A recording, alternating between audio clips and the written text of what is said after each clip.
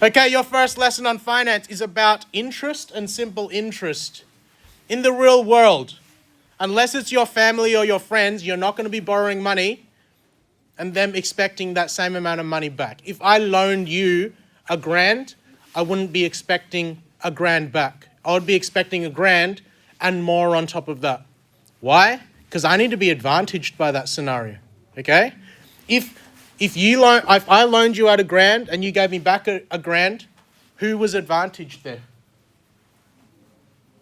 The person, because they were broke. They didn't have the money. They took my money. I didn't have access to $1,000 for a long time.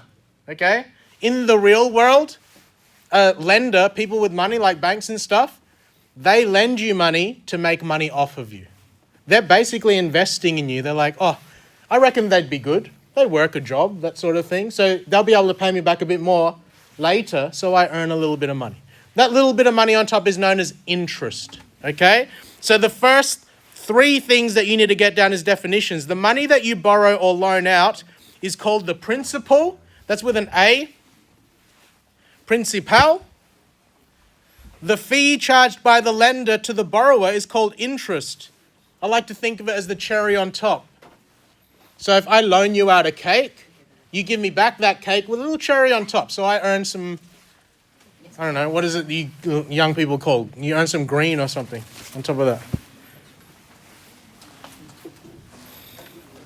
And basically at the end of the arrangement, the person that borrowed the money is going to pay back the total amount, which is the principal, which is what they borrowed in the first place, plus the interest, the cherry on top. It makes sense. If you don't have the money, it's going to cost you money to borrow someone else's money. What that cost is called interest. You're going to remember all this? Okay. Okay, if you are a quicker writer, can you please get this formula? This would appear on your cheat sheet. Basically, since this year, year 12, they changed it. You're allowed to have a cheat sheet all the time now. Before in year 12, there was always one test that you had no notes or a calculator. But these days, you will always have a cheat sheet. And that's just for an assignment.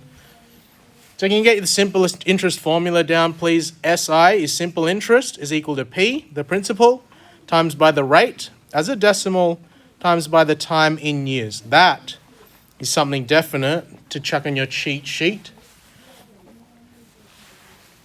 And I'll do 4 examples, and then I'll stop. We should be finished about 20 past. So give me some time. Give me like 10 minutes to help these guys out, and then we do our normal thing.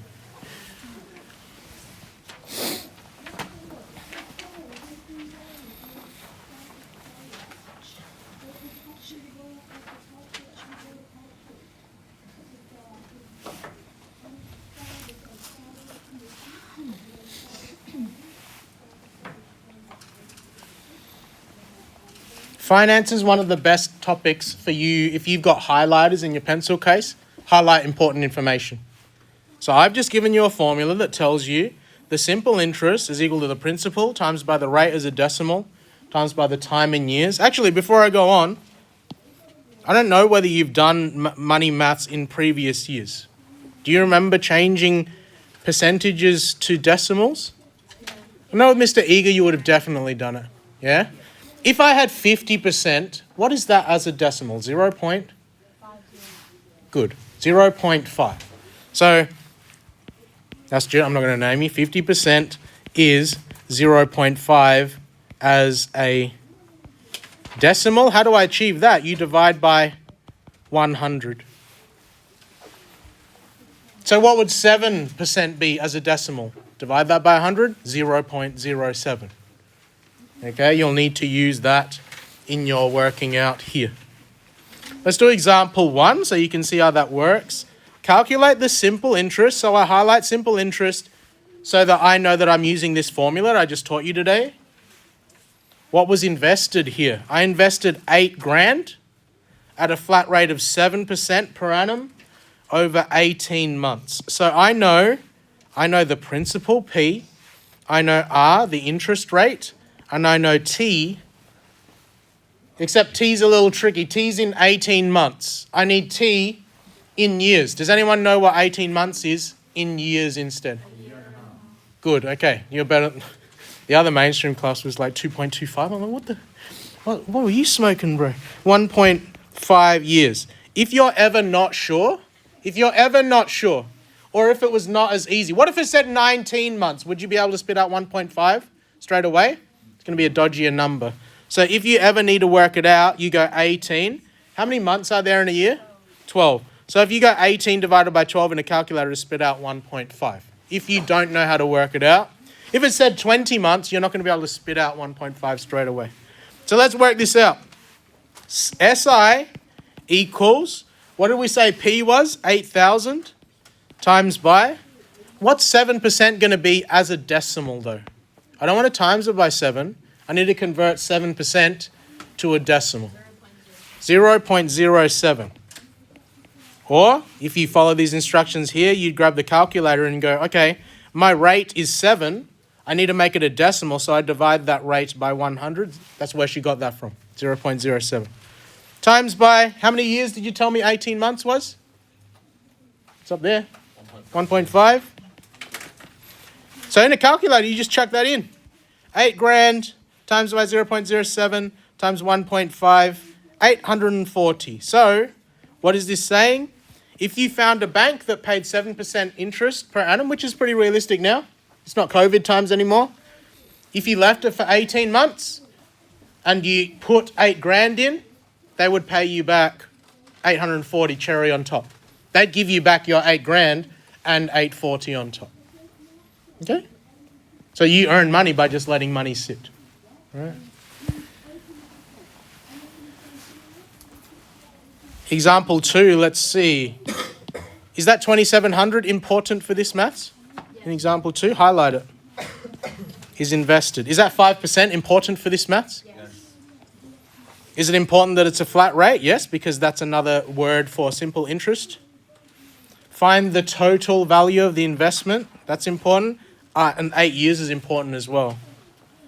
So total value, remember, is what you get back overall. It's what you borrowed or invested plus the cherry on top. So use this formula to work out the cherry on top first. SI equals, how much did this person invest in example 2? $2,700 times by, what's 5% going to be as a decimal? 0.05. Well done. How many years are they're leaving it for a while now? 8. Calculated time. 2,700 times 0.05 times 8. 1080. That's a lot more money than last time. And you're probably freaking out and going, that's weird because this person invested a lot less. And even the rate is smaller. Why did they earn a bigger cherry on top? Did they leave it a longer time? The longer that you leave an investment, the more that you're going to make. Okay? That's not the answer to the question, though. That's part of your answer. The total value. Total value is going to be what? I got 2,700 and put it in the bank. And I also earned 1080 on top of that. So in total, I'm going to get back from the bank $3,780. They paid me $1,080 because I let my money sit in the bank. You're probably freaking out and going, why does the bank pay you money for having money in the bank? Why? Because you probably think the bank is like the cartoons, where it's like Donald Duck. And when you put your money in the bank, there's a giant pile of money there and it just sits. Do you reckon that's really what it is? No. When you put money in the bank, it's just, you're just telling the bank, oh, you owe me. Like what's in a savings account? Let's say I have 10 grand in a savings account. That just says that the bank has to give me 10 grand when I want it. They are using your money. As soon as you put it in there, they're probably investing it in houses or buying shares or crypto or something. There's just a number there saying that you need to be able to withdraw 10 grand at some point in time, right? They're using your money to grow it even faster than this interest. The bank is always going to win, okay? Okay, I want to do one more example because you guys seem a lot more competent algebra-wise. And let's call them out, 1001. Example 3. You want to earn 6,000 interest. Do you reckon 6,000 is important here? Yes. Any numbers are important. Is it important that it's 4 years? Yes. Is it important that it's an investment of 18,000? Yes.